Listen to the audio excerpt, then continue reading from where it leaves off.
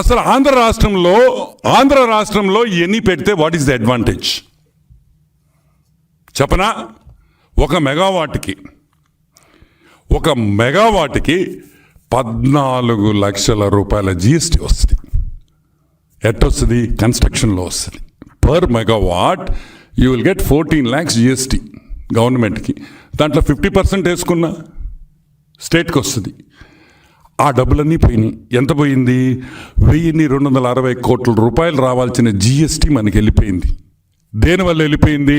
నువ్వు 9000 megawatts రాజస్థాన్లో కొన్నావు, అదే ఆంధ్ర రాష్ట్రంలో పెట్టుంటే మనకి 1260 crores క్యాష్ మిగిలేది. ఏదో ఒక ప్రాజెక్ట్లో మనం డబ్బులు పెట్టుకోండొచ్చు. సరే, అది కూడా పోయా సంక్రాంతికి.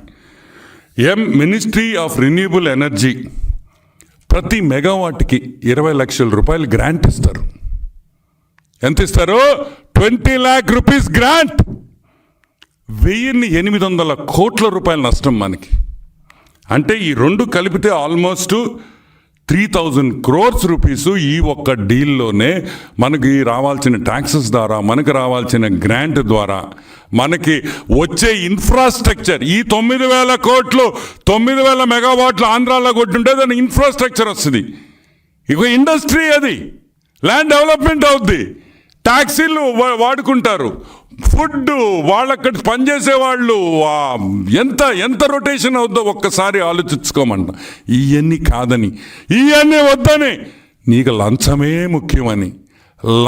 ముఖ్యమని చెప్పి ఈరోజు జగన్మోహన్ రెడ్డి లంచాలు తీసుకొని ఈరోజు United states of America court మెట్లు ఎక్కాడనే విషయం మీరందరూ గుర్తుపెట్టుకోవాలని కూడా నేను మనవి చేస్తాను. ఇప్పటికన్నా సాక్షి పేపర్కి భారతక్క చెప్తున్నా, అక్క బాధపడబాకక్క, ఇక్కడైతే రోజు చూడొచ్చు, అమెరికా జైల్లో వేస్తే రోజు చూడలేం. నీకు మంచి అవకాశం కూడా ఇప్పిస్తాం.